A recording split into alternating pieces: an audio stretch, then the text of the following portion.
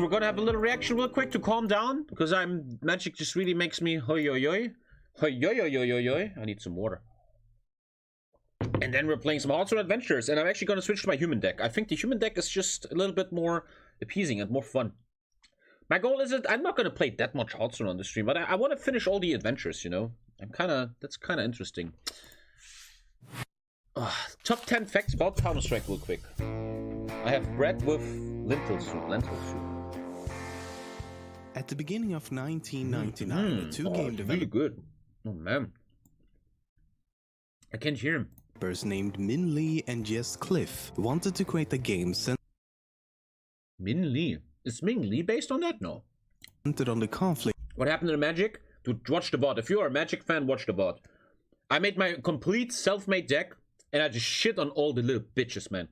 Top 1, it's full of cheaters, and TommyKay is the best. Terrorism and counter-terrorism. Eventually, they decided to create a mod for the recently released game Half-Life. On June 19, 1999, the first public beta was released, and the gaming community absolutely loved it. So much so that the two developers didn't even have to make any maps themselves, because right from the beginning, fans would simply submit their own through the official website. Popular fan-created maps like Dust, Siege, Nuke, among others, became essential parts of the game's early development. In other words, Counter-Strike was a major success. Valve, the creators of Half-Life, quickly took an interest in the mod, and by beta version 4 began assisting the developers. By the end of 2000, Valve had actually hired the developers and released Counter-Strike as a standalone game. The franchise quickly grew in popularity to become one of the most... I always wonder... It's very private, but... when I look at people that create a mod that's so successful that they get hired, for example, a great example is IceRock, the maker of Dota, and Dota 2 mostly. I wonder how much money they get, you know? Are they compensated nicely because they kind of created Counter-Strike, these guys, or IceRock created Dota? Are they compensated well, or how much do they have? How much say do they have in new updates? Like, does IceRock still have a say nowadays? I think he has. Not a lot, I bet. I wonder, man. Popular first-person shooters on the market. Even today, the original Counter-Strike is among the most popular games on Steam, with the most recent install. Dude, Counter-Strike is still being played. Holy crap, man. Dota 2 is still #1. Skyrim, man, look at that. Football Manager is bigger than you think. I mean, it's 2015, by the way. But Dota 2, man. Global offensive at the very top.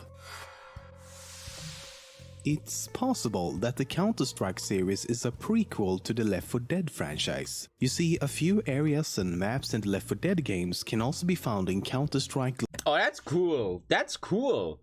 Counter-Strike and Left 4 Dead are the same universe? Whoa! Global offensive. The maps are of course remade, but the resemblance is still quite obvious at times. These overlaps can be found throughout the game, and it makes you wonder if the two series are actually part of the same universe. I mean, if this was any other game developer, we would be calling them lazy, but hey, it's Valve, so...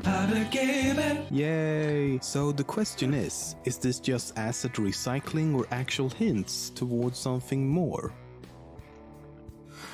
It's probably just recycling, man. Much like the arcade version of Half-Life 2, Counter-Strike Neo is the arcade version of Counter-Strike. Released sometime in 2003, the game is only available in Japan. It looks like Valorant. I mean, the Counter-Strike Valve could have done Valorant. They should have taken Counter-Strike and make it more modern. But they were too lazy, probably. And is some form of futuristic shooter with cyborgs and anime-looking characters and... yeah, basically a reskinned version of the game made to appeal to a Japanese audience. 3 other spin-off titles has been made as well, titled Counter-Strike Online 1 and 2 and Counter-Strike Nexon Zombies. Dude, when I was younger, when I was in my early 20s, I used to play so many zombie maps on Counter-Strike Source. Does anyone remember that? So there's like a big map, and I think 60 players or 100 or something, I don't know. And you have to spread out on the map, and one guy is a zombie. And if he knifes you, you become a zombie too. And it's like a zombie invasion, and if you're the last one standing, you won. I played that so much, man. In Zombie 2009, escape, yeah. a small Counter-Strike tournament between the two Russian teams Virtus Pro and Force was held in Russia. The event promised a night of competitive gaming between two highly ranked esport teams, but the sponsors of the event had a slightly different idea. They decided to make things a little more interesting by secretly inviting a couple of strippers to see if the players would get distracted. The women did all they could, but the competition went on as usual and the players seemed completely weak. You think a gamer well, maybe gives up? Not completely. I guess Dude, Counter-Strike players are just really dedicated to the sport. Weak. You think that? Not even close, man. Dude, boobs are temporary. Esport glory is eternal. We know that. The names of some of the bots in the games are actually named after real people. For example, on hard difficulty, there's a bot named Gabe as a homage to Gabe Newell. There's also a bot named Dave after the creator of maps like Dust, Dust 2 and Cobble. In expert mode, two bots can be found named Min and Cliff as a reference to the original developers. On normal, there's a bot named Chris. Man, this makes me want to play Counter-Strike, but I'm never. Dude, it's so cheater-infested, it's the saddest thing ever, who's named after the creator of maps like Aztec, Inferno, and Frantic. Very, very sad. Has a player in a game ever made you so angry that you wanted to actually kill that person in real life? Oh, that probably happened. Oh no. Back in 2010, a man in France decided to play some Counter-Strike. One particular match ended with him being killed in a knife fight. The man got so angry by this that he decided to spend the next 7 months tracking this guy. And I thought I'm toxic. Holy shit, Alter. Down. When he finally found out who he was and where he lived, he traveled to his house, and when he opened the door, he stabbed him in the chest with a knife. Luckily for the victim, he missed his heart by a few centimeters, so he survived the attack. But seriously, how do you go 7 months without thinking, you know what, maybe I'm overreacting here, maybe I'm just I'm kinda, this is sheer will and determination, man, holy crap, man. What the fuck? Maybe I should think this through. No? 7 months still doing this? Holy shit. What the On the highly popular map Dust 2, you can find this piece of graffiti that reads Goose. This isn't exactly a secret since the area is often referred to as just Goose. But not everyone knows why, though. Goose is actually a reference to one of the creators of the original mod, Min Lee, whose online nickname is Gooseman. Imagine you put that energy into something else. In 2007, that, a student at a school in Texas was suspended simply because he created a Counter-Strike map of a based on...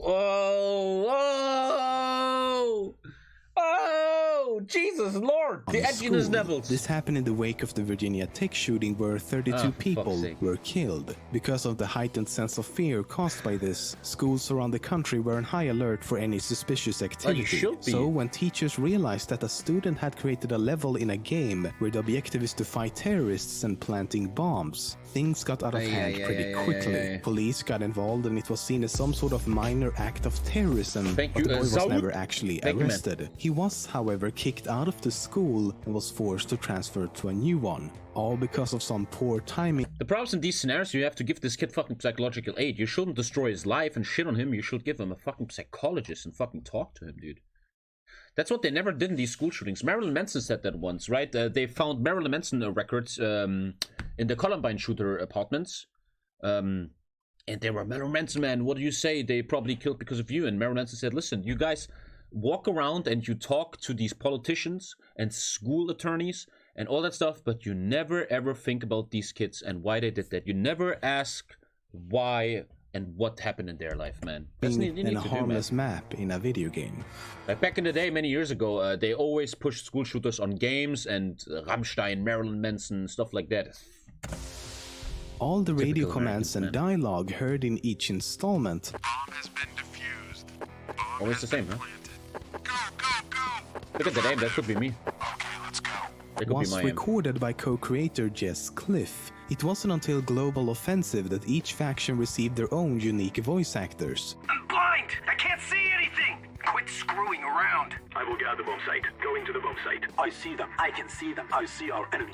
Nice! If they were making a new Counter-Strike, man, if they just had good anti-cheat, man, it could be something, not all, though. For example, the final messages like terrorists win or counter-terrorists win still remain. In Counter-Strike Source on the map Inferno, there's a room dubbed the Boiler Room, or just Boiler for short. In Global Offensive, they either forgot or chose not to include this room, and players quickly noticed. So in late 2014, Valve updated the game to include this boiler. This created a minor outcry within the community, as players thought it was kinda strange that Valve would update something as trivial as this, while still not fixing many bugs in the game. This escalated even further when the map received yet another update, where they removed the boiler again and instead placed it here, in this pickup truck. This turn of events quickly turned into a sort of running joke or meme, if you will, and the boiler has since been found on other maps as well. The boiler meme. Epic, man. Now we all know more about Counter-Strike. Let's start some Hearthstone adventures, man. It's still very early, man. Let's have some fun.